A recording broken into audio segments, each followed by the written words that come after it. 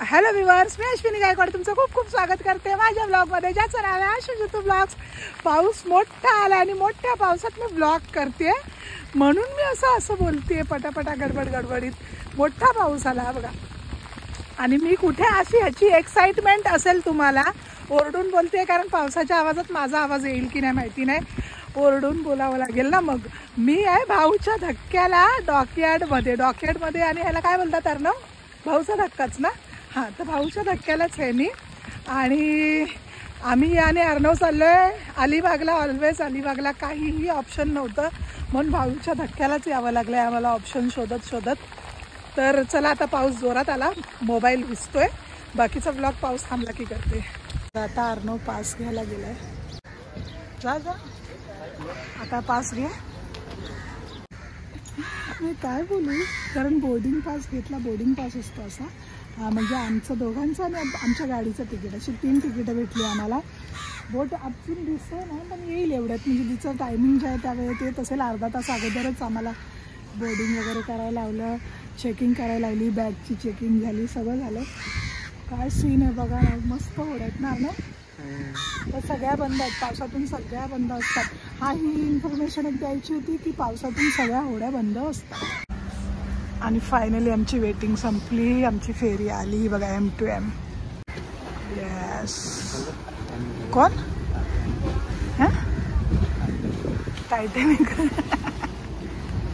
टायटॅनिकवाली pose देऊ शकतो ना तुम्ही, ज्याला टायटॅनिकवाली पोज द्यायची असेल त्यांना, है ना. येस, निघाला बा, दरवाजाने खुल्ला आता. आपल्याला गाड्यांच्या 4 व्हीलर आणि 2 व्हीलर मिळतात ना, त्यासाठी खुल्ला. हे शिपमॅन आले लगेच, तयारच असतात.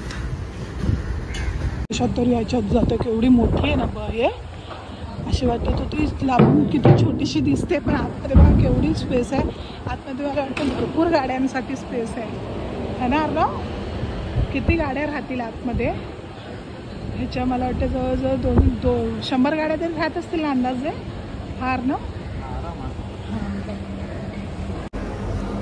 सगळीकडे चढून पाय दुखू लागलाय माझा. किती चढून पोरांसाठी काय करायला लागतं ना आई. तो टाईप आहे माझा.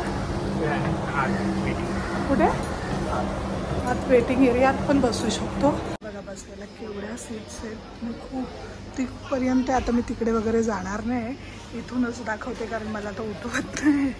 मी आणि अर्णव दादा बसलो. आम्ही जिथं बसलो तिथं विंडो आहे, विंडो घेऊन बसलो. बसायची सीट्स दाखवल्या ना, खूप स्पेस आहे इथं बसायला. आता अर्णव दादा विचार करते काय खायला मागू, कारण समोर अर्णव दादाला कॅफे दिसतोय छोटासा. उठली शेवटी, उठून म्हटलं दाखवते तुम्हाला केवढ्या सिटिंग अरेंजमेंट छान आहेत. मला सगळ्यात जास्त हा राऊंडवाला आवडला, पण आपल्याला विंडो सीट पाहिजे ना, म्हणून विंडोला बसले. हाय कर. चल, थँक्यू, माझी क्यूटची सबस्क्रायबर आहे. आता फायनली आमचा खाऊन नाश्ता करून झाला है ना दादा. आता चल रील बनवायला. ब्लॉग चालू असताना अर्णव मध्ये विसरतो आणि मध्ये कॅमेरा बंद करतो. मी नाही विसरत ना, मला तो ब्लॉग करायचा आहे तर मी ब्लॉग करणारच आहे. आणि आता चला, आता बाहेर जाऊन बघूया, 2-4 रील्स बनवून घेते ना.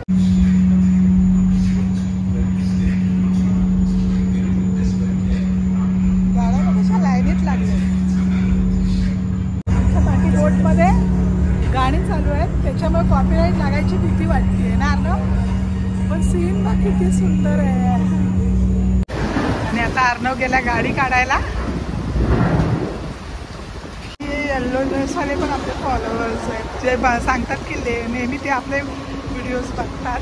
हां, मी सांगणार की आम्ही M2M का प्रिफर केली, कारण का सध्या फेरीज बंद आहे, त्याच्यामुळे M2M प्रिफर करावी लागली. नाही तर तिथे 180 रुपयाच्या फेरीमध्ये आम्ही पोहोचलो असतो, तिथे आता आम्हाला 420 रुपये पे करावे लागले. हे बघा, आता अर्णव गाडी काढतोय.